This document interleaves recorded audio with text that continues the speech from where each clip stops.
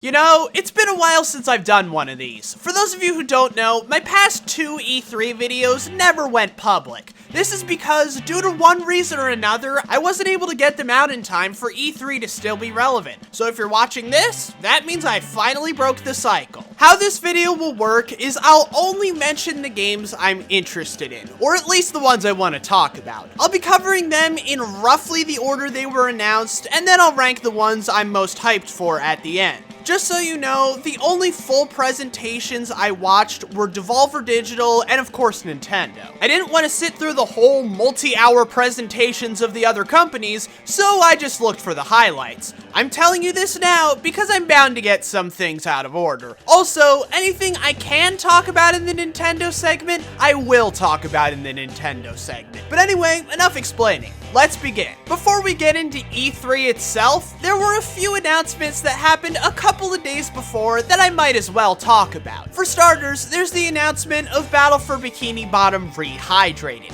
which looks to be a remaster of the original game. I'm quite happy about this, as I'm a big fan of Battle for Bikini Bottom, and splashing a new coat of paint on it and putting it on a system more readily accessible to me is bound to be a good time. I'm also glad to see THQ Nordic is treating Steven Hillenburg's legacy with respect, given the fact that the Super Bowl and the friggin' company he worked for couldn't be bothered to do the same. The other big remaster I heard about is Destroy All Humans. It's a game I've had an interest in for quite some time, but never got around to playing. This is mainly because it would have been a pain to get my hands on it, given my limited access to non-Nintendo consoles. But this remaster looks like just the opportunity I need to finally play it. Anyway, now on to the actual E3 stuff. To start with, there's Devolver Digital's Direct. My main takeaway from it being, what the hell is this? I get that it's meant to parody Nintendo Directs, but that's about all I get. It was a mishmash of utter insanity with occasional game announcements thrown in. That's not to say that's a bad thing. It was certainly memorable, just very strange.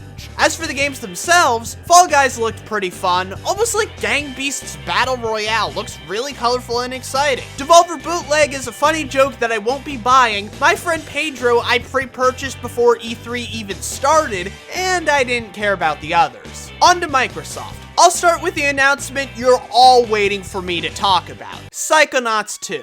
The trailer looked good. It looks like Lobato will be the first mind in the game, which I'm happy about. One of my biggest gripes with the original, aside from this abomination, is the fact that we never got to go into Lobato's mind. And I was worried we wouldn't be able to do it here either, since you go into his mind in Rhombus of Ruin. Also, it looks like the gypsy who cursed Raz's family is going to be the main villain of this game, which I'm also happy about, as that was barely addressed in the original. Seriously, so much of the original Psychonauts seems like it was written assuming the game would get a sequel. It's nuts. Also, there's the announcement that Double Fine was bought by Microsoft, which once again, I'm happy about. It'll probably give them the resources they need to make games more frequently. I just really hope Psychonauts 2 doesn't get delayed to 2020. I want to believe that won't happen, but something in the back of my mind keeps telling me it will. As for the other stuff announced at the Microsoft presentation, there's The Outer Worlds, which looks cool. I'm pretty sure I'll get it, but I don't know if I'll get it at launch or wait for it to come out on Steam. Also, there's Cyberpunk 2077, which I wasn't initially interested in, but then Steam featured it on the front page, and I watched the trailer, and yeah, it looks good. My only problem is the issue a lot of games this E3 had. They didn't really show much gameplay. I know that it's an RPG, but that can mean a lot of things in today's gaming market. Also, there's the big reveal of Keanu Reeves being in the game, which is cool, I guess.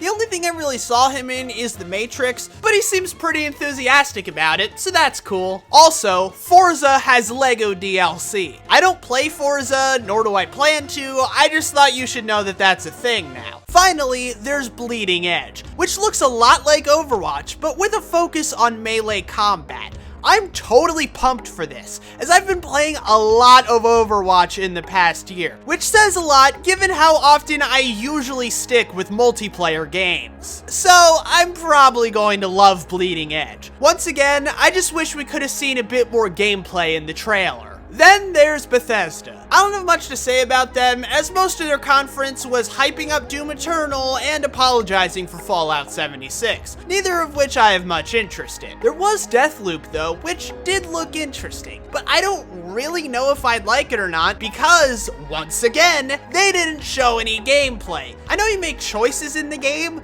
but that's about all I know. Then there's Ubisoft, which had 2 games of note. There was Gods and Monsters, which looks beautiful, but I don't even know what kind of game it is because they didn't show gameplay. I mean, I hear it's like Zelda, so it'll probably be fun, but then again, there are a lot of things like Zelda, so that only tells me so much. Then there's Watch Dogs Legion. Given how much I enjoyed Watch Dogs 2, you know I'm excited for this. Also, this trailer I'm fine with not showing gameplay, as I already know what Watch Dogs plays like. I am curious how the recruiting mechanic will work though. Now, on to the best part of this E3. People seem to be in agreement that Nintendo were the clear winners this year, and I agree. That's because it was 40 minutes straight of nothing but trailers. No personal stories to pad out the runtime. No extra elaboration that's best saved for the treehouse. Just announcement after announcement after announcement. Well, except for the beginning, which I'm fine with, both because it's probably necessary and because it's funny. Yeah, I could see the Doug Bowser joke coming from a mile away, but I still found it hilarious.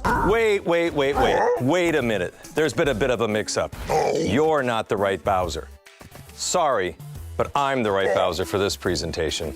To start with, we have the segment I was paying the closest attention to this entire E3, Luigi's Mansion 3. I was trying to pick up every detail I could find from the trailer, which proved to be difficult as this was the only part of the stream where my connection wasn't working that well. To start with, the predictions about it taking place in a hotel were correct. For those wondering why it's not called Luigi's Hotel, there's a pretty obvious explanation. Mario and hotels don't have a good history together. Nice of the princess to invite us over for a picnic, eh, Luigi? I hope she made lots of Anyway, the new gameplay mechanics look like a lot of fun, and it seems to have the same feeling of exploration the original had, along with the wealth of content Dark Moon had. In other words, this will likely be the best Luigi's Mansion yet. Then there was the trailer for Dark Crystal, which genuinely confused me, and then there was the Link's Awakening remake. When I first saw the remake, I wasn't the biggest fan of the art style. It just looked a bit too plasticky to me. Looking at it again though, I think it looks really good. I don't know if they cleaned it up a bit or if I just changed my mind, but either way, it looks better to me. Then there is a trailer for an anime called Fire Emblem Three Houses. I'm pretty new to anime, having just caught up on the My Hero Academia English dub, only the ones on Hulu, don't you dare spoil it for me, but this one looks pretty good. Although I've heard rumors that for some reason, they're gonna randomly insert tactical RPG gameplay in between the scenes. That seems like a strange thing to do, but then again, I'm no anime expert. There was a commercial advertising that Resident Evil was being ported to the Switch. I don't know, it just seemed kind of weird that there was a commercial that long just for a couple of ports. Then there was the trailer for No More Heroes 3, which I loved. It's brilliant because you don't even know it's about No More Heroes until about halfway through. It doesn't really say much about the game in the trailer, but I don't care. It's No More Heroes. One issue I do have though is that people are calling this a reveal trailer. But I know better. Suda, being the madman he is, actually announced the game in one of the completionist's videos. おいおいおい、コンプリーショニスト。出だしは悪くないけどさ、ちょっと失礼じゃない？でもね、何度も邪魔されると次回作作れなくなっちゃうよ。Are you confirming No More Heroes 3 right now? Okay, calm down. Then, right out of nowhere, there's Contra. Is this the elusive Contra game Scott the Woz spoke of in his video? I don't know, but it looks fun. I probably won't play it, but it looks fun. Then there's Daemon X Machina, which is just too flashy to ignore. We learned absolutely nothing about Pokemon, but that makes sense. They spilled all their info in the Pokemon Direct. This is just to tell people to play it at the showcase. Then there's the Marvel thing. It looks cool, but I'm not sure the gameplay is my thing. I might pick it up though, because I might end up enjoying it more than I think I will. Also, is it just me, or is Thanos' model in this game the same one they used for Death Battle? Then we got a new Mario and Sonic at the Olympics game, because apparently that was something we needed. Seriously, who is going around demanding that this crossover series continue? This is the 6th one! In what universe do we need 6 games of Mario and Sonic going to the Olympics? Of course, Animal Crossing made an appearance. It looks like now you're building your town from the ground up. The visuals here look great, and I'm sure they added a bunch of interesting new features. The game's also being pushed back to 2020, which doesn't really concern me. You see, I have a complicated relationship with Animal Crossing. It's a series that interests me, but I don't actually like playing it, for the sole reason that I hate the pressure of needing to play every day. Much like Pokemon, it's a series I enjoy watching other YouTubers talk about, but don't like playing myself.